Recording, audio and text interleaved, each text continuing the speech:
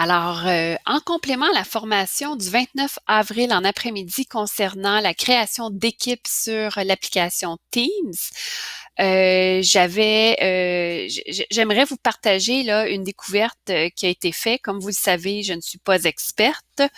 Donc, j'ai découvert que nous pouvions ajouter des membres d'équipe qui ne faisaient pas partie de la commission scolaire.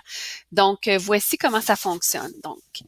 Donc, quand vous êtes à l'intérieur de votre application, dans les équipes ici, et que vous voulez en créer une, vous allez complètement à droite sur Rejoindre ou créer une équipe. Donc, nous allons là.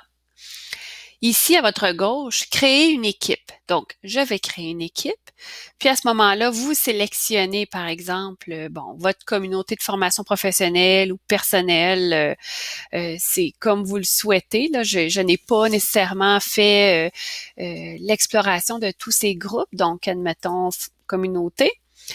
Donc, la communauté s'appelle, mettons, voyons, équipe de travail. Nous pouvons y mettre une description. Donc, suivant.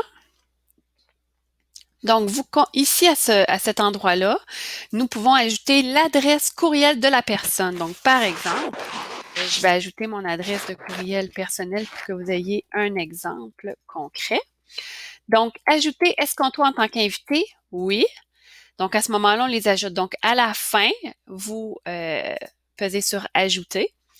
Puis, lorsque vous avez le nom de toutes vos personnes, vous allez cliquer sur Fermer. Donc, vous verrez ici une petite note, un problème est survenu. Donc, cette S.Comtois invité, cette personne a été ajoutée, mais il peut s'écouler un certain temps avant qu'elle ne figure dans la liste des membres. Donc, vous voyez qu'il va falloir un certain temps avant de le créer. Donc, vous fermez, puis votre équipe de travail est créée. Ceci m'amène à vous mentionner qu'en complément à la formation du matin, si vous créez une équipe avec vos élèves, ça va être possible de les regrouper à l'intérieur là, d'une équipe de travail, tout simplement une équipe de travail, un groupe. De la même façon, là, sous équipe dans Teams. Alors, merci.